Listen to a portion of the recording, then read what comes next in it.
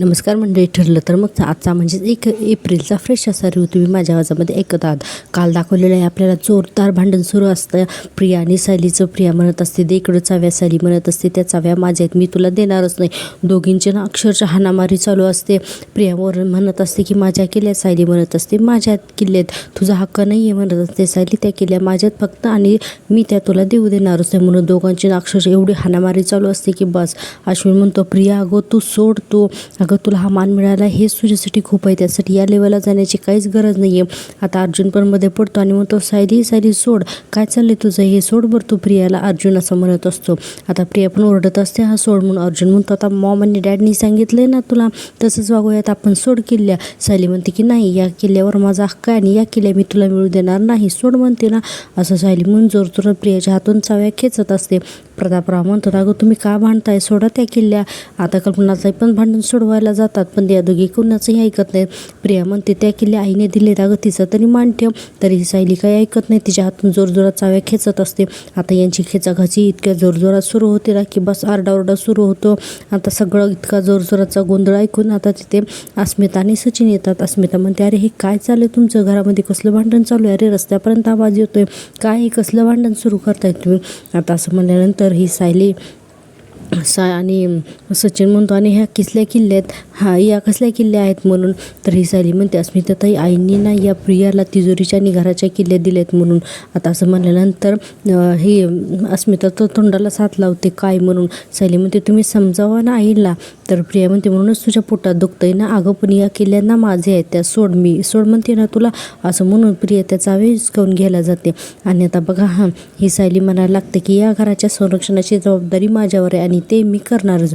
म्हणून प्रियाच्या हातात गेलेल्या चाव्या सायली बघा अक्षरशः तिच्यावरती ना झेपच टाकते आणि अशी जी काय मारामारी सुरू करते ना, बापरे. सायलीचं ना आज हे रुद्र रूपच आपल्याला बघायला मिळणार. इकडे अर्जुन आणि अश्विन दोघंही गोंधळ करायला लागतात. अरे थांबा म्हणून ते दोघींनाही सावरत असतात.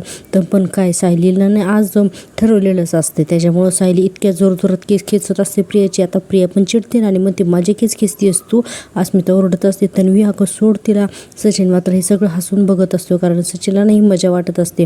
सचिनला तर वाटतं की अरे हे काय ड्रामा सुरू आहे म्हणून. आता सगळेजणांना बघत बसतात. अस्मिता ओरडत असते सोड तिला म्हणून. पण ही सायली काय सोडते, सायली अक्षरशः तिचे केस सगळे ओढूनच घेते आणि जोपर्यंत सायलीच्या मुठीमध्ये तिचे केस येत नाहीत ना तोपर्यंत सायली प्रियाशी केस खेचतच राहते. आता सगळेजण खूप ओरडतात. शेवटी अश्विन प्रियाला ओढतो, अर्जुन तिकडे सायलीला पकडतो. प्रिया म्हणते की आता केल्या तुझ्याकडे आहेत ना म्हणून, पण तू कारण खालच्या धाऱ्याला गेलीस ना म्हणून, पण जो मान आईने मला दिलाय ना तो मान माझाच राहणार. सायली आता खुश झालेली असते कारण तिच्या हातामध्ये केस आलेले असतात. सायली आता चाव्या दाखवते आणि म्हणते जिंकले तर मीच आहे कारण किल्ल्या माझ्याकडे आहेत, असं सायली म्हणते. सगळ्यांचे चेहरे दाखवलेले आहेत. बापरे आज सुभेदारांच्या घरामध्ये ना चांगलाच तमाशा झालेला असतो या दोन जावांचा. आता सायली वैतागते आणि तिथून रागारागाने वरच्या रूममध्ये निघून जाते तिच्या रूममध्ये. आता लगेच प्रिया रडायचं नाटक करते ना, लगेच म्हणते की काय पाप केलं होतं मी की जी ही मुलगी माझ्या नशिबात आली म्हणून. प्रियासुद्धा ड्रामा करायला लागते आणि प्रिया म्हणते की मी इतक्या मेहनतीने तुमच्या सगळ्यांचं मन जिंकलं होतं पण सायलीला ते बघवलंच नाही. आता अश्विनला तर फारच वाईट वाटत असतो. अश्विन अर्जुनकडेच रागाने बघत असतो. आता अर्जुन म्हणतो माय गॉड आज हे बायकोने माझ्या काय करून ठेवलं म्हणून. अश्विन इतक्यातच म्हणतो की दादा तुझ्या बायकोला ना जरा समजाव, आज तिने ना अक्षरशः माझ्या बायकोशी मारामारी केली, असं अश्विन पण अर्जुनला बोलायला लागतो. पण अर्जुनलाही समजत नसतं कारण सायलीने हा प्लॅन अचानक बनवलेला असतो ना. अश्विन म्हणतो आणि हे सभ्य माणसांचं घर आहे हे ना जरा तिला समजावून, हे सभ्य माणसांचं घर आहे ना तू सायलीला समजाव. प्रतापराव म्हणतात सायली ना अशी नाही आहे पण तिला अचानक आज काय झालं आहे असं प्रतापराव म्हणायला लागतात. अर्जुन म्हणतो मला ना खरंच काही कळत नाही आहे डॅड, मी जाऊन बोलतो तिच्याशी. प्रतापराव म्हणतात जा जाऊन बोल जा तिच्याशी म्हणून. आता अर्जुन वरती जातो तर सायलीने बघा तिने ना प्रियाचे उडलेले केस एका पॉलिथिन बॅगमध्ये घेऊन ठेवलेले असतात. अर्जुन म्हणतो की काय चाललं होतं तुझं खाली, तुझा कधी आवाजसुद्धा वाढत नाही आणि आज तू चक्क प्रियासोबत मारामारी केलीस, केस खेचलीस तिचे. आता सायली पाठमोरी झालेली असते आणि म्हणते की आपल्याला DNA टेस्टसाठी केस हवा होता ना, तर एक नाही तीन केस मिळालेत आपल्याला प्रियाचे. म्हणून जे केस मिळालेले आहेत ना ते पिशवीच अर्जुनच्या समोर दाखवते आणि आठवून सांगते की मारामारीमध्ये कसे सायलीने प्रियाचे केस जेव्हा खेचले तेव्हा हातात आले आणि त्यानंतरच तिने भांडण मिटवलेलं असतं ते. सायली आता अर्जुनला इशारा करून करते आणि म्हणते की म्हणून. अर्जुन म्हणतो म्हणजे तू मारामारी करण्याचं नाटक केलं ते या केसांसाठी. सायली म्हणते नाहीतर मी कसे मिळवणार होते केस. आता असं म्हणून अर्जुन खुश झालेला असतो. आता पुन्हा खालचा सीन दाखवलाय. ही प्रिया रडत रडत म्हणत असते, आता सोफ्यावर बसलेली असते, सगळेजणांनी म्हणत असते जेव्हा आईने मला तिजोरीच्या चाव्या दिल्या ना तेव्हा मला इतका आनंद झाला होता ना म्हणून सांगू. आणि पुढे म्हणते की असं वाटलं होतं की स्वर्गच मिळालाय मला. अश्विन बिचारा तिच्याकडेला बसलेला असतो सांत्वन करत. प्रिया म्हणते पण सायलीला ते बघवलं नाही ना, माझा ना तो आनंद टिकूच दिला नाही तिने. आता प्रतापराव आणि कल्पनाताई सुद्धा नाटक करत असतात. आता कल्पनाताई म्हणतात शांत हो बाळ, शांत हो म्हणून. अर्जुन म्हणतो सायली 2.0 काय हे मला माहिती होतं आणि आज सगळ्यांनाही पटलं असेल, सगळेजण अजूनच शॉकमध्येच असतील. आणि अर्जुन म्हणतो की पण खरंच सॉलिड ॲक्टिंग केलीच तो. सायली म्हणते म्हणजे मी तिच्यावर चिडण्याचं अगदीच नाटक नाही केलं. त्या चाव्यांचा वापर करून ती जर का घरच्यांना लुबाडणार असेल ना तर मी ना तिच्याशी असंच वागेन म्हणून. आणि म्हणते की माझ्या घरच्यांच्या वाटेला जाणाऱ्यांना बद्दल ना तर मी त्यांना असंच वागणार म्हणून. असं सायली पण ठामपणे अर्जुनला सांगत असते. अर्जुन म्हणतो की वाव दॅट्स ग्रेट आणि म्हणतो की आता आपल्याला फक्त प्रतिमा आणि मैनावती या दोघींचं सॅम्पल मिळवायचं आहे. सायली म्हणते त्या दोघी तर आनंदाने त्यांचे केस देतील आपल्याला. अर्जुन म्हणतो मैनावती आपल्याला केस तर देणारच आणि ते इझी आहे, पण प्रतिमा त्याचं काय, तिच्याकडून तिचे केस कसे मागवायचे. जेव्हा तू प्रतिमा त्याकडून तिचे केस घेशील तेव्हा तिला काय सांगशील. ती विचारेल ना तुला की कशाला हवं आहे तर काय सांगशील तू, की तू तिला असं म्हणणार का की ती तन्वी तुमची मुलगी नाही आहे, ती खोटी आहे, ती नाटक करते म्हणून बोल ना, असं सांगणार का तू. तर सायली म्हणते नाही प्रतिभा त्यांना सुद्धा ना सगळ्यांसमोरच हे सत्य समजायलाच हवं. अर्जुन म्हणतो की दॅट्स ग्रेट. मग कशा मिळवला विचार करायला लागते. पुन्हा सीन दाखवलाय खालचा अश्विनचा. पुन्हा खालचा सीन दाखवलेला आहे. अश्विन म्हणतो की सायलीमध्ये कोणता राक्षस शिरलाय ना काय माहिती. अस्मिता म्हणते या अर्था. सचिन म्हणतो सायली वहिनींचं हे असं रूप मी अगोदर कधीच बघितलं नव्हतं. आणि आता प्रिया लगेच रडत सचिनला म्हणते की तुम्हाला धक्का बसला असेल पण मला नाही, कारण तिचं हे रूप आहे ना मी खूप वेळा बघितलेलं होतं. आश्रमात असताना सुद्धा अशीच करायची ती, कारण हेच तिचं खरं रूप आहे म्हणून लगेच सगळ्यांना सांगायला लागते. आता प्रतापराव म्हणतात हो का ग. तर प्रिया म्हणते हो ना, या अगोदर सुद्धा तिने मला खूप वेळा माझ्यावरती हात उचललाय. आश्रमात सुद्धा ती अशीच वागायची माझ्यासोबत. आणि म्हणते की मधुभाऊंनी ना ती सोडून इतर कोणाचंही कौतुक केलं ना की लगेच सायली चिडायची आणि त्यात माझ्यावरती तर लहान असल्यापासून माझ्यावरती तर तिचा रागच होता म्हणून. आता सचिनला होतं बोर. सचिन म्हणतात अरे यार काय चाललंय हे सगळं, हे घर आहे का सारखंच आहे, मला माझेच प्रॉब्लेम काही कमी नाही आहेत म्हणून मी यांचे सुद्धा ओढून घ्यायचे का, जाऊ दे म्हणून. आता सचिन तिथून निघून जातो. आता सचिन गेल्यानंतर प्रिया बघा आणखीन म्हणजे रडून ड्रामा सुरूच असतो हिचा. इकडे आपण पाहतोय वरती रूममध्ये ना सायलीचा फोन वाजायला लागतो. सायली म्हणते हे बघा प्रतिमात्यांचं नाव घेतलं आणि त्यांचाच फोन आला. अर्जुन म्हणतो स्पीकरवर टाक. सायली म्हणते बोला प्रतिमात्या. प्रतिमात्या म्हणतात हॅलो सायली, अगं मी तुला मागे म्हणाले होते ना मला तन्वी बरोबर थोडा जास्त वेळ काढायला हवा, मग तर मला बघता येईल की तिच्या मनात माझ्याबद्दल माया आहे की नाही म्हणून. सायली म्हणते हो आणि मी पण तुम्हाला म्हणाले होते की त्यावेळेस मी तुमच्याबरोबर तिथं असेल असं आपलं ठरलं होतं. प्रतिमात्या म्हणतात हो ना, पण इतके दिवस ना मला तन्वीला इथे बोलवणं जमलंच नाही. रविराज घरामध्येच होते ना, आणि आता रविराजांना जर का मी तन्वीला इथे 2 दिवस घरी राहायला बोलवलं हे कळलं ना तर त्यांची खूप चिडचिड झाली असते. पण आता ना 2 दिवस घरात रविराज नाही येत, कोल्हापूरला एका कामासाठी गेलेत म्हणून. आणि म्हणून मी विचार करत होते की तन्वीला आजच बोलवते इथे, पण तुला आज वेळ आहे का. आता सायली म्हणते की हो प्रतिमात्या येईन ना मी, हा पण थोड्या वेळाने येईन मी तुमच्याकडे, नाही तर तिला संशय येईल म्हणून. आता प्रतिमात्या म्हणतात की हो चालेल म्हणून. आता आपण पाहतो की सुमन सुद्धा तिथेच असते. सुमन म्हणते की पण आपण तन्वीला काय कारण काढून इथे बोलवायचं. आणि आता सगळेजणच विचारत पडतात. अर्जुन सुद्धा ऐकत असतो. ही सुमन म्हणते की आपण तिच्या आणि प्रतिमा वहिनींच्या नात्याचा अंदाज घेतो हे तिला कळायला नको. आणि ती आधीच वहिनींशी बरं वागत नाही आणि हे जर का कळलं ते आणखीन मनात राग धरून बसेल. सायली म्हणते मी सांगते की तिला आता तुम्ही काय सांगायचं ते, आणि असं आपल्याला दाखवलेलं आहे. आणि आता पुन्हा आपण पाहतोय की खालचा सीन. अश्विन म्हणत असतो की मम्मा डॅड तुम्ही सायली वहिनींना जा विचारणार आहात की नाही. आता प्रतापराव म्हणतात अरे काय वेड्यासारखं बोलतोयस तू अश्विन, अरे आता काय लहान मुलासारखं ओरडायचं का तिला. पण तर लगेच प्रिया म्हणते पण ती लहान मुलासारखं वागली का नाही बाबा, सांगा बरं वागली ना ती, मग तिला कोणी काहीच बोलणार नाही आहे का, असं सगळ्यांकडे बघून ना म्हणायला लागते. आणि हिचा ड्रामा लगेच कल्पना त्यांच्या लक्षात येत असतो. प्रिया म्हणते ते काही नाही बाबा, तुम्ही जाऊन ना तिला ओरडा प्लीज जा बाबा तुम्ही, असं म्हणते. आता कल्पनाताई म्हणतात तन्वी हे बघ बाळा, तुला सायली कशी ती माहिती ना, अगं ती ना घरातल्या प्रत्येक गोष्टींबाबत ना खूपच पॉझिटिव्ह आहे, त्यामुळे त्यामुळे ना ती अशी करते. प्रतापराव म्हणतो हो ना बरोबर आहे. आता कल्पनाताई म्हणतात आता हे बघ बाळा तू समजूतदारपणा दाखव हां. आता अश्विनला हे काही पटत नाही. आता प्रिया मनातल्या मनात म्हणते आता समजूतदारपणा दाखवायला हवाय, नाही तर अवघड आहे, नाहीतरच यांच्यासमोर माझं पारडं जड राहील. अश्विन म्हणतो अगं मम्मा पण प्रत्येक वेळेला तन्वीनेच का समजूतदारपणा दाखवायचा. प्रिया म्हणते अश्विन बरोबर बोलती आई. आता ज्याला अक्कलच नाही आहे त्याला कशाला समजवायला जायचं नाही का.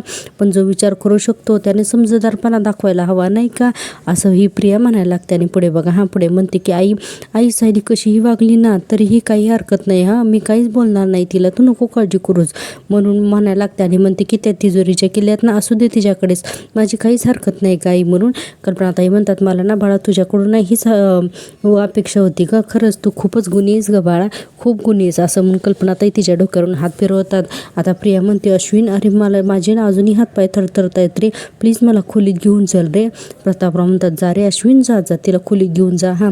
इतकं वेड्यात काढलं ना आज प्रियाला की बापरे. आजचा भाग आहे ना प्रेक्षण करून तुम्ही टीव्हीवरती नक्की बघा. आणि हो आपल्या चॅनलला नक्की सबस्क्राईब करा, कारण अजून चॅनल मॉनिटाईज होण्यासाठी खूप सबस्क्रायबरची गरज आहे, त्यामुळे प्लीज चॅनलला सपोर्ट करा. आता आपण पाहतोय की प्रिया आणि अश्विन गेल्यानंतर विमल प्रतापराव आणि कल्पनाताई तिघी जोरजोरात हसायला लागतात. प्रतापराव तर म्हणतात सायलीचं ना आज म्हणजे कहर आहे नाही म्हणजे नाटक करायचं होतं हे आपल्याला माहिती होतं, पण तिचे केस काय उठले, मारामारी काय केली आणि हे सगळं आहे ना अस्मिता बघत असते. आणि अस्मिता म्हणते एक मिनिट म्हणजे हे सगळं नाटक होतं.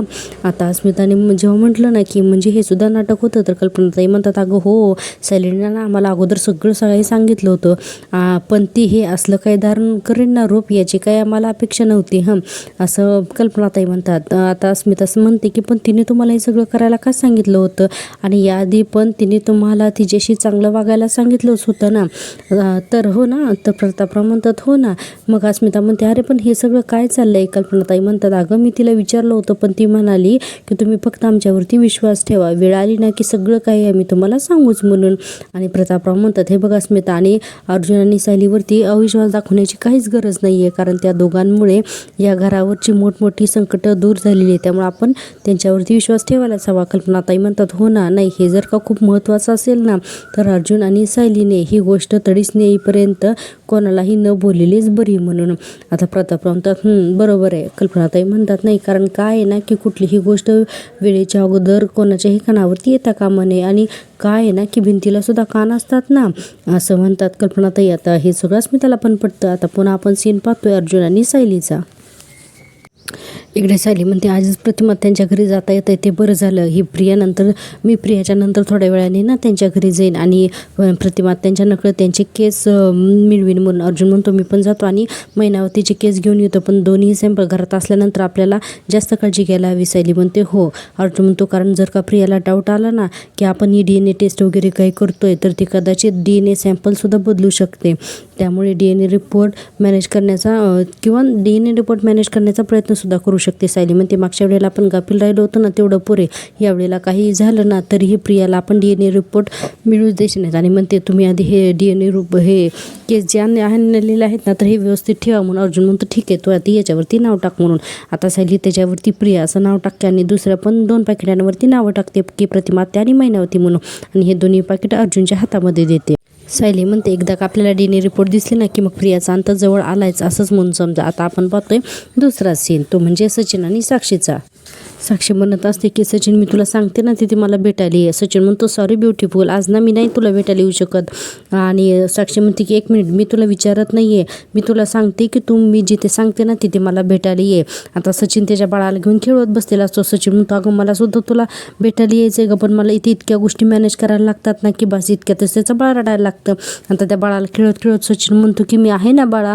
साक्षीला याचा राग येतो. साक्षीला वाटतं हा काय माझ्याकडे लक्षच देत नाही म्हणून सचिन म्हणतो साक्षी हे बघ हेच चाललंय ग माझं, सतत मी बाळाशीच बोलत असतो, दुसरं काही कामच नाही आहे मला दिवसभर. आणि पुन्हा ते बाळ जास्तच रडायला लागतं म्हणून सचिन त्या बाळाशीच बोलायला लागतो आणि बाळाला म्हणत असतो की अरे बाळा मी आहे ना म्हणून. आणि साक्षी फोनवरती ऑनच असते. सचिन म्हणतो हे बघ साक्षी मी ना तुला नंतर कॉल करतो. साक्षी म्हणत असते बघ फोन नाही हा कट करायचा, तू जर फोन कट केलास ना तर बघ म्हणून तर याचे परिणाम ना खूप वाईट होतील. सचिन म्हणतो मी करतो तुला फोन प्लीज बाय. आणि बाळ खूप रडत असतं म्हणून सचिन आता बाळाला घेतो.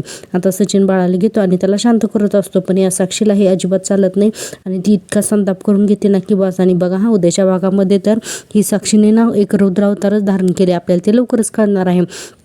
साक्षी अक्षरशः वेषांतर करून सचिनला भेटायला येते. साक्षी म्हणते की ह्या सचिनला ना माझ्यासाठी वेळच नाही आणि म्हणूनच मला त्याला तिथं जाऊ द्यायचं नसतं. सचिन तो रमलायच आता तुझ्या संसारात, त्याच्या बायकोमध्ये आणि त्याच्या मुलांमध्ये हा रमलाय आणि मला माझी त्याला काळजीसुद्धा वाटत नाही आहे. तो सचिन विसरलाय मला असं म्हणून रडायला लागते आणि ती गाडीत बसलेली असते आणि म्हणते की मी तुला वॉर्न केलं होतं सचिन, जर का असं काही झालं तर त्याचे परिणाम आहेत ना, मी तुलाच शांतपणे ना भोगू देणार नाही.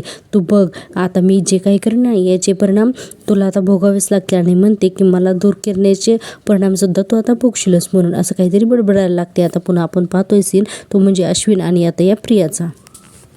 इकडे आपण पाहतो की अश्विन आता प्रियाला समजावून सांगत असतो आणि म्हणत असतो की खरं तर मी हॉस्पिटलसाठी जायला निघायला हवं, पण मी तर तुझ्याजवळ थांबू का. प्रिया म्हणते की नाही नको ठीक आहे आणि मला नाही वाटत की सायली परत असं काही करेल म्हणून. आता अश्विन म्हणतो उगाच रिस्क नको घ्यायला, एकतर तिचं डोकं ठिकाणावर नाही आहे, मी ना थांबतो तुझ्यासाठी.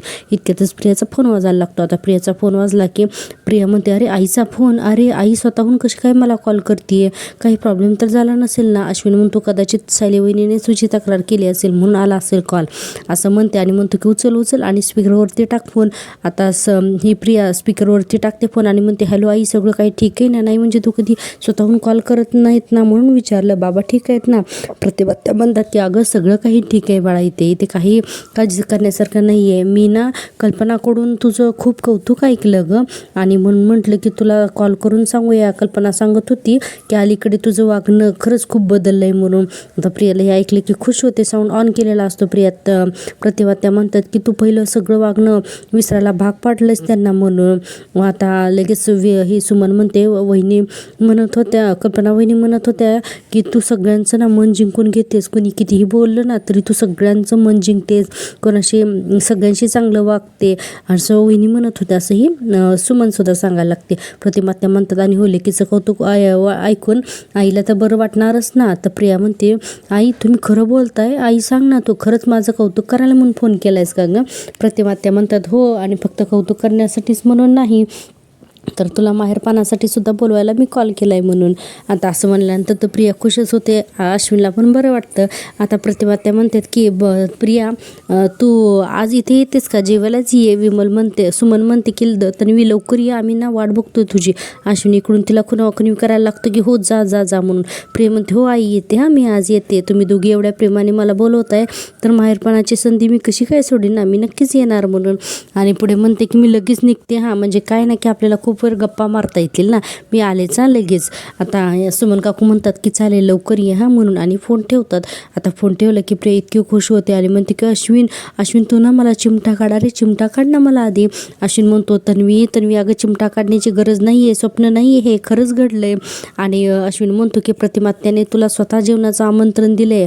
या सायली बहिणीने किती जरी प्रयत्न केले ना तरी ती काही करू शकणार नाही. मी तुला म्हटलं होतं ना एक दिवस तू तुझ्या कष्टाने सगळ्यांची मनं परत एकदा जिंकशील म्हणून असं अश्विन प्रियाला म्हणत असतो. ही प्रिया मनातल्या मनात म्हणते काय चमत्कार झालाय, सुभेदार तर माझ्या गोळामध्ये आलेच होते, आता प्रतिमा सुद्धा मला भाऊ देते. अजून प्रिया भलतीच खुश होते आणि म्हणते की माझं नशीब असं जोरदार राहिलं ना तर अर्जुन आणि सायली हे दोघं जण सुद्धा चांगलंच तोंडाला पडतील. आता अश्विन म्हणतो काय गं तन्वी कसला विचार करतेस तू, अगं तुझी सगळी माणसं तुला परत मिळतात याचा आनंद होतोय ना तुला. प्रिया म्हणते हो अश्विन मला खूप आनंद होतोय म्हणून. आणि आता आपण पाहतोय की पुढचा सीन. आता अर्जुन इकडे सदाशिव आणि मैनाकडे आलेला असतो. सदाशिव म्हणत असतो की DNA टेस्ट म्हणजे काय असतं. अर्जुन म्हणतो त्याला DNA टेस्ट म्हणतात आणि त्या टेस्टमुळे हे प्रूफ होईल की बबली तुमचीच मुलगी आहे म्हणून. आता आणि अर्जुन पुढे म्हणतो की आणि त्यासाठी ना मला तुमचा एक केस लागेल, तोच मला DNA टेस्टसाठी वापरायचा आहे. आता ही मैनावती म्हणते की अहो ते DNA फिने कशाला पाहिजे असलं काहीतरी करायला, मी स्वतः येऊन सांगते ना की बबली माझीच पोटच्या पोरगी आहे म्हणून. अर्जुन म्हणतो कोण विश्वास ठेवणार आहे तुमच्यावर सांगा ना. बबली असंच म्हणेल की तुम्ही खोटं बोलताय म्हणून, तुमच्यावर कोण लागला विश्वास ठेवायला. अर्जुन असं म्हणतो आणि पुढे म्हणतो की माझ्या घरचे सुद्धा तुमच्यावरती विश्वास ठेवणार नाही कारण त्यांना तुमचा फारसा चांगला अनुभव नाही आहे म्हणून. आता सदाशिव म्हणतो की हां ते तर आहेच म्हणा. आणि अर्जुन म्हणतो की शिवाय काही असे पुरावे सुद्धा आहेत की जे आम्ही कोर्टामध्ये सुद्धा दाखवू शकतो आणि त्यासाठी DNA टेस्ट करणं गरजेचंच आहे. सदाशिव म्हणतोय महिने नुसतं मान डोलवू नको, अगं अर्जुनरावांना केस दे ना काढून. आता मैना म्हणते हां देते काढून ना. आणि आता साथ द्यायचं ठरलंय ना, आपण वचन दिलंय ना तर आता मी मागं नाही हटणार म्हणून. आता ती डोक्याची केस आहे ना असे काढून देते आणि म्हणते की हे बघा एवढं एक पुरेल ना काय अजून देऊन म्हणून. तर अर्जुन म्हणते की नाही नाही बस म्हणून. आता अर्जुन त्या पॉलिथिन बॅगमध्ये तो महिनावतीचा केस घेतो, त्याच्यावरती महिना असं लिहिलेलं असतं. आता पुन्हा आपण सीन पाहतोय सचिन आणि अस्मिताचा. अस्मिता म्हणत असते सचिन आणि मी आता काय केलं म्हणजे तुझा विश्वास बसेल, ATM कार्डचं सगळं काही सॉर्ट आउट करण्याचा प्रयत्न करते रे मी. अरे तुझ्यासमोरच मी नाही का डॅडना विचारलं आणि म्हणूनच मी बँकेत सुद्धा कॉल करते ना. अरे पण आता आपण काय करायचं, ब्रँचमध्ये मॅनेजर अवेलेबलच नाही आहे, त्याला मी तरी काय करणार नाही का. आणि ज्या माणसाने कॉल उचलला ना तो म्हणाला ना मला की कॉल बॅक करतो म्हणून, आता त्यांनीही कॉल नाही केला तर मी तरी काय करू शकते ना असं म्हणते. आणि सचिन इकडे विचार करत असतो. अस्मिता म्हणते अरे जेवढं काही होते ना माझ्या ज्याने तेवढं मी सगळं मी काही करते, पण ती कार्ड सुरू होत नाही तर तू माझ्यावरती राग का धरतोयस. आता सचिन बघा पाठमोरा होऊन उभारलेला असतो. आता लगेचच अस्मिताच्या शेजारी बेडवरती जाऊन बसतो आणि लगेचच तिच्या गालावरून काय हात फिरवतो आणि म्हणतो की नाही माय वाईफ ब्युटिफुल. आणि म्हणतो की मी तुझ्यावरती नाही चिडलेलो ग, मला ना तुझ्या घरच्यांचा राग आलाय. अस्मिता म्हणते आता त्यांनी काय केलं, अरे सगळंच तर तुझ्याशी नीट वागतायत म्हणून. सचिन म्हणतो की नाही ग नाही. आणि तिचा हात काय हातात घेतो आणि म्हणतो को किती इनोसंट आहेस ग तू अस्मी. अगं मम्मा, अर्जुन, डॅड हे सगळेजण माझ्याशी नीट वागतायत हे सगळं. आणि पुढे सचिन म्हणतो की मला तर असं वाटते की तुझं बँक अकाउंट तुझ्या घरच्यांनीच फ्रीज केलेलं असणार. अस्मिता म्हणते काय, अरे असं काही नसणार आहे रे. सचिन म्हणतो की का बरं, मगाशी अर्जुन काय बोलला होता ते तू ऐकलं होतंस ना, तो काय म्हणाला की नक्की कोणाला हवेत पैसे, तुला की आणखीन कोणाला. अगं त्याच्या बोलण्याचा रोख माझ्याकडेच होता अस्मी, तुला एवढं समजलं नाही का. आता अस्मिता गप्पच बसते आणि म्हणते की अरे पण असं कोणालाही कोणाचंही अकाउंट फ्रीज थोडीच करता येत असेल. आता सचिन म्हणतो पण ते मॅनेज करणं अशक्य पण नाही आहे अस्मी. आणि म्हणतो की तुझे डॅड, अर्जुन किंवा अश्विन आता यांच्या ओळखीचा वापर करून असं काहीतरी नक्कीच बँकेकडून मॅनेज करून घेता येतं. अस्मी मी इतका वाईट आहे का गो म्हणून इमोशनल अस्मिताला करतो आणि म्हणतो की माझा जरासा पाय काय घसरला तर मी लगेच चोर आणि दरोडेखोर झालो का रे, झालो का ग. तर अस्मिता म्हणते नाही रे सचिन तू प्लीज असं काही मनात आणू नकोस. सचिन म्हणतो खरं सांगू का, मला ना याचं वाईट वाटतं की जेव्हापासून त्यांना असं वाटायला लागलंय ना की मी तुझ्याकडून पैसे लुटतोय तर तेव्हाच ते थेट आपल्याशी येऊन काहीच का ग बोलले नाहीत आणि किंवा त्यांनी तुलाही काही विश्वासात घेतलं नाही ग. पण त्यांनी काय केलं की डिरेक्टली परस्पर जाऊन त्यांनी तुझं अकाउंट बँकेचं फ्रीज केलं. म्हणजे मला तर सोडच ग अस्मी, पण तुलाही आता या घरामध्ये किंमत उरलेली नाही आहे ग. हे ऐकून तर वाक्य ना अस्मिताला शॉकच बसतो. सचिन पुढे म्हणतो मला ना खूप वाईट वाटतंय ग अस्मी, तुला या घरात ना अगोदर किती मान होता, पण आता तू तुझ्या नवऱ्यावरती प्रेम करतेस ना तर त्याची किंमत चुकवतेस तू. आणि म्हणतो की आणि मी सुद्धा तुला आणि आपल्या बाळाला सोडून कधीच कुठे निघून पण जाऊ शकत नाही ना, आणि म्हणून पण मला हा अपमान सहन करावा लागणार. अस्मिताला फार वाईट वाटत असतं. सचिन तसा इमोशनल करत असतो आणि म्हणतो आपल्या दोघांच्या नशिबात हे काय आलंय ग अस्मी असं म्हणतो. आता अस्मिता बिचारी विचारात पडते. सचिन तिच्याकडे बघतो आणि म्हणतो मी एवढं छान ॲक्टिंग करतोय, आता याचा काहीतरी चांगला मोबदला मिळू दे. जा अस्मिता जा, तुझ्या घरच्यांना ना चांगला जा विचार, म्हणजे मला तुझ्या बँक बॅलन्सपर्यंत तरी पोचता येईल असा सचिन मनातल्या मनात विचार करतो. कारण आताही अस्मिताला त्याने डोक्यात भरून दिलेलं असतं नंतर त्यामुळे. आणि आपण आता पाहतो की पुढचा सीन तो म्हणजे प्रतिमा त्याच्या घरचा. इकडे सुमन म्हणत असते प्रियाला की आज तुझ्या आईने अगदी तुझ्या आवडीचा स्वयंपाक केला आहे. प्रतिमा त्याचा तिचं ताट वाढत असतात आणि म्हणतात ये प्रिया ये, तर मी ये जेवायला बस. आता प्रिया ही त्याने डायनिंग टेबलवरती बसते ना आणि म्हणते की माहेरपणाची ना सुद्धा एक वेगळीच मजा असते. नाही आज किती दिवसांनी ना मला असं आयतं जेवणाचं ताट मिळणार आहे. आणि म्हणते की नाही तर सासरी नुसती कामच करावी लागतात मला. आता प्रतिमा त्या तिचं जेवणाचं ताट तिच्यासमोर ठेवतात आणि म्हणतात की घे पोटभर जेव हां म्हणून. आता ती ताटाकडे बघते आणि तिला वाटतं की अरे हा सगळा मेनू आई तू ठरवलास. प्रतिमा त्या म्हणतात हो का ग. तर बघा हा प्रिया म्हणते अगं हे सगळं रोज आमच्या घरी पण असते ना, तेच बोरिंग पोळी भाजी भात वरण आणणे, आता तर ते मला सुद्धा बनवावं लागतं. मला वाटलं होतं की आज काहीतरी वेगळं खायला मिळेल, म्हणजे असं पास्ता किंवा एखादी साऊथ इंडियन डिश पण चालली असते. आता ही सुमन म्हणते अगं मग हे आधी नाही का सांगायचं. अगं बहिणींनी तुला कॉल केला होता तेव्हा सांगायचं होतंस तू. आता प्रिया म्हणते की हो तेही खरंच ना, राहिलं असते काही हरकत नाही आहे, असू दे जेवते हं मी जेवते असं म्हणून आता ते जेवण जेवायला लागते. पण तिच्या हातामध्ये असतो मोबाईल आणि तिचं लक्ष नसतं जेवणात, कारण तिला ते जेवण आवडलेलंच नसतं ना आणि ती काही जेवत नसते. आता सुमन काकू म्हणते तन्वी अगं तू काही जेवत नाही आहेस, जेवणा म्हणून. आणि म्हणते की हे बघ बरं बाकी तुला काही नाही आवडलं ना तर हे फ्रूट सॅलेड नक्की आवडेल, हे घे म्हणून. आता सुमन काकू तिला फ्रूट सॅलेडसुद्धा देतात. तर लगेच प्रिया म्हणते नाही यात ना खूप कॅलरीज आहेत, हे थोडं कमी करतेस का. ते काय नाही की मी खूप हेवी ब्रेकफास्ट करून आलेत ना, तर मला वाटत नाही की मला एवढं सगळं जेवण संपवता येईल म्हणून. सुमन काकू म्हणते तन्वी तुझ्या आईने तुझ्यासाठी इतका प्रेमाने स्वयंपाक केलास आणि तूही असं. आता प्रतिमा तिला थांबवतात. विमल काही बोलू नको, जा एक बशी घेऊन ये जा म्हणून जा असं म्हणून तिला एक ताट आणायला सांगतात. आता ही विमल जाते आणि ताट घेऊन येते.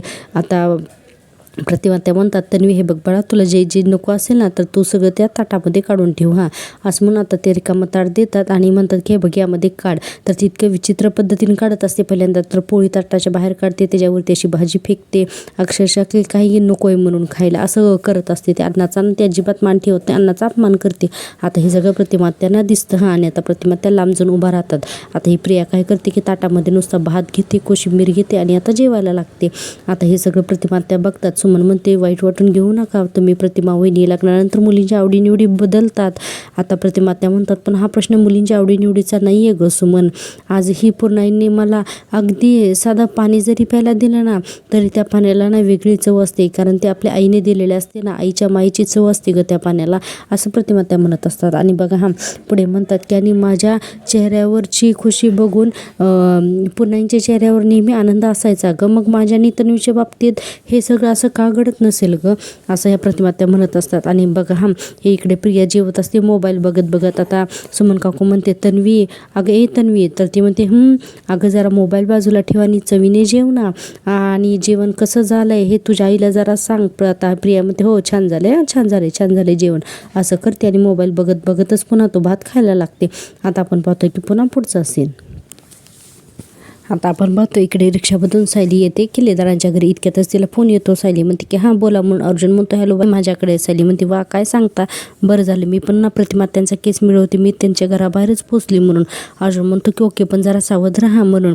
आणि म्हणतो की प्रियाला डाऊट येता कामा नये. सायली म्हणते नाही येऊ देणार, मी ना सगळं व्यवस्थित करेन आणि जे काय होतंय ते तुम्हाला कळवीन अर्जुन म्हणतो की ओके बाय म्हणून. आता हे फोन ठेवले जातात. आता बघा पुढे आपण पाहतोय की आता ही सायली घरामध्ये जाते. तर घरामध्ये ना ही प्रिया जेवण करून सोफ्यावर बसलेली असते आणि म्हणते आई मी ना जरा झोपायला जाते, माझ्या खोलीमध्ये खूप जेवण झालंय ग, झोप येते मला. प्रतिमा त्या म्हणतात की तन्वी मी ना तुझ्या केसांना ना छान मालिश करून देऊ का, बघ तुला नक्की झोप येईल. ती म्हणते की नको आता म्हणून. आता सुमन काकू म्हणतात अगो ऐक ना, तुम्हाला मग अशी म्हणालीस ना भांडणामध्ये सायलीने तुझे केस ओढले म्हणून, अगं बघ ना तुला मसाज केला तर बरं वाटेल, आणि आई तुझं एवढे लाड करते तर करून घे ना, ते सासरी तेल आणतेस का गं. आणि म्हणतात की तन्वी ये ना इथं बस म्हणून. आता तन्वी तिथे बसते तरी तिच्या हातामध्ये मोबाईलच असतो. प्रतिमा त्या तिला सोप्यावर बसवतात, तिच्या पिण्या वगैरे काढतात. सुमन इकडे तेल आणून देते आणि आता तेलाचा मसाज करायला लागतात प्रतिमा त्या या प्रियाला. आणि आपण पाहतो की तिच्या केसाला मसाज करतात पण तिचं लक्षच नाही अजून, ही ती मोबाईलमध्येच बघते. आणि आता प्रतिमा त्या तिच्या केसांना छान मसाज करून देतात आणि म्हणतात की तन्वी बरं वाटतंय का ग आता. तर ही नुसते असं म्हणत असते आणि ही मोबाईल मध्येच बघत असते. आता विमल सुमन सुद्धा तिथेच बसलेली असते ना. सुमन म्हणते तन्वी अगं ए तन्वी, ती फक्त म्हणत असते. आता सुमन काकू म्हणते अगं तुझ्या आई तेल लावते तोपर्यंत तरी गप्पा मार ना तुझ्या आईशी, मोबाईल काही नेहमीचाच आहे नाही का. आता असं म्हणल्यानंतर प्रिया आता बघा इतकं घाण तोंड करते आणि हसण्याचं नाटक करून फोन ठेवते. प्रतिमा त्या म्हणतात की तन्वी तुझं आणि शैलीचं भांडण कशावरून झालं ग. तर प्रिया म्हणते ती ना जळते माझ्यावर, माझं ना चांगलं काही झालं ना तिला बघवतच नाही. प्रतिमा त्या म्हणतात पण अगं आज नेमकं काय घडलं काय. आता प्रिया म्हणते सोड नाही मला ना ते सगळं नाही सांगायचं ग, जाऊ दे. प्रतिमा त्यांना थोडं वाईटच वाटतं. त्या म्हणतात की तो लहान असताना मी तुझ्या केसांना तेल लावायचे ना तन्वी, तेव्हा तो दिवसभरात घडलेल्या सगळ्या गोष्टी मला सांगायचीच, किती बोलू आणि किती नाही असं व्हायचंच तुला. आता हे तन्वी म्हणते की हो तेव्हा होत होतं पण आता ना मला काही बोलायला ना बोर होतंय गाई असं म्हणायला लागते. आता ही सुमनला ना आश्चर्य वाटत असते हिचं. इतक्यातच सायली येते आणि म्हणते की येऊ का आतमध्ये. आता दोघीजणी पण म्हणतात ये नाही ये बस. आता ही प्रिया म्हणते तू इथे काय करतेस, कशाला आलीस तू, लागते नाही प्रिया गोंधळ करायला. सायली म्हणते जशी तू या घरातली मुलगी आहेस ना तशीच मी पण प्रतिमा आणि रविराज काका यांची ना मानलेली मुलगी असं म्हणते. आणि पुढे सायली म्हणते की मी पण मला हवं तेव्हा मी इथे येऊ शकते ना. प्रिया म्हणते सायली तू हे सगळं मुद्दाम करतेस हे मला कळत नाही असं वाटतंय का तुला, मी थोड्या वेळ माझ्या आईसोबत वेळ घालवायला काय आले तर लगेच आलीस ना तू नाक खुपसायला म्हणून. सायली म्हणते हे बघ तुला काय हवं ते समज मला नाही काही फरक पडत असं सायली म्हणते. आणि बघा आता सुमन काकू म्हणते सायली जेवशील ना, वाढू का ग जेवायला. तर सायली म्हणते नाही सुमन काकू मी जेवण करूनच आले. सुमन काकू म्हणतात की बरं मग फ्रूट सॅलेड खा, वहिनीने खास आपल्या लाडक्या लेकीसाठी केलं आहे म्हणून. आता सायली म्हणते खरं तर माझं पोट खूप भरलेलं आहे पण प्रतिमा त्यांनी सॅलेड केलं आहे ना म्हणल्यानंतर थोडंसं नक्की खाईन असंही सायली म्हणते. आता सुमन म्हणते ठीक आहे आणते मी म्हणून. आता सुमन काकू ते फ्रूट सॅलड आणायला जाते. आता ही प्रिया सगळं ऑब्झर्व करत असते ना. आली की प्रतिमा त्याचा हात घेते आणि म्हणते कर ना, चल माझ्या डोक्याला मसाज कर. आणि म्हणते आई अगं तू माझी किती लाड करतेस ना गं, माझ्यासाठी किती छान छान स्वयंपाक वगैरे केलास नाही का, मुद्दाम सायलीच्या समोर म्हणायला लागते. आणि म्हणते आता तर तू माझा हेड मसाज सुद्धा करतेस, मला ना खरंच खूप छान वाटतंय गं. आणि म्हणते की माझी आई असं म्हणून नाटक करायला लागते मुद्दाम सायलीच्या समोर. आता सायली म्हणते मानलं हा तुम्हाला प्रतिमा आत्या, तुमची मुलगी तुम्हाला इतका त्रास देते तरीही तुम्ही तिचा लाडच करताय. प्रिया म्हणते सायली तू इथे येऊन जर का परत इतकंच प्रतिमा आत्या तिला अडवतात आणि म्हणतात तन्वी तुला मगाशी काही बोलायला बोर होत होतं ना, मग आता हे जरा शांत राहा म्हणून. प्रतिमा आत्या आता या प्रियालाच गप्प करतात. इतके तर सुमन ना फ्रूट सॅलेड घेऊन येते आणि आता सायली ते खायला लागते. आता एक चमचा खाते, तिला ते इतकं आवडतं ना की बाज. सायलीच्या चेहऱ्यावरचा आनंद बघून प्रतिमा त्यांना अगदी सुखावतात, एकदम भारावून जातात आणि म्हणतात वाव प्रतिमा त्या अहो हे किती छान बनवलेत तुम्ही, असंही सायली म्हणायला लागते. आणि सायलीच्या चेहरा खरंच आनंद झालेला असतो, कारण सायलीने माईनं खाल्लेलं असतं ना म्हणून. सायली म्हणते प्रतिमा त्या यात काय काय घातले होतो तुम्ही, खरंच याला खूप चांगली सवय, खूप छान चव आली, बाकी कोणाच्या हाताला नाही हा येत अशी चव. तर आता सुमन काकू म्हणते अगं आईच्या माईची चव आहे ती, त्यामुळे छान तर लागणारच ना. सायली अतिशय माईनं खाते आले म्हणते की वा खूप छान झाले म्हणून सायली अगदी आनंदाने ते सगळं फ्रूट सॅलेड संपवते. आणि प्रतिमा त्यांच्या चेहऱ्यावरती ना अगदी सुखाची भावना येते की आपल्या लेकरू खाताना जसं आईच्या चेहऱ्यावरती भाव असतात ना, अगदी तसं. आणि आता ही प्रिया सायलीकडे बघून ना खुन्नस वृत्तीने बघायला लागते. सायली पण तिच्याकडे तसेच बघतात. आता पुन्हा आपण उद्याच्या भागामध्ये पाहतोय की एक भांडेवाली बाई येते आणि जोरात ओरडायला लागते की ओ ताई भांडे घ्यायचीत का म्हणून. आणि इतक्यात सचिन जातो आणि ती भांड्याची टोपली त्या बाईच्या डोक्यावरून खाली घ्यायला लागतो. तर त्याला दिसते की ती बाई दुसरी कोणी नसून साक्षी आहे आणि म्हणते की मला जास्त बोलायला वेळ नाही आहे, मी आता तुला भेटायला आले म्हणून. आणि इकडे प्रतिमा त्यांच्या केसांना पुन्हा सायली मसाज करत असते आणि म्हणते की ही तन्वीची आज परीक्षा होती तरी तिच्याऐवजी ना आणि तू पास झालीस जर तुझी परीक्षा नव्हती तरीही.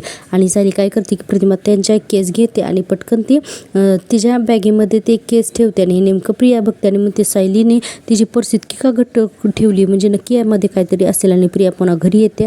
आता ती बाई दिसते, ती बाई म्हणजे साक्षी असते जी भांडेवालीचं रूप घेऊन आलेली असते. आणि तिचा धक्का लागतो, साक्षीची सगळी भांडे खाली पडते आणि ओरडते काय ग कोण आहेस तू म्हणून. आणि तिला साक्षीचा चेहरा दिसतो आणि तिकडून अर्जुन सायली आलेले असतात. आता ही सगळा सीन उद्याच्या भागामध्ये घडणार आहे, तर त्यासाठी पाहत राहा माझ्यावरती सिरियल. आणि हो चॅनलला नक्की सबस्क्राईब करा. भेटूया उद्याच्या भागात, तोपर्यंत टेक केअर, बाय.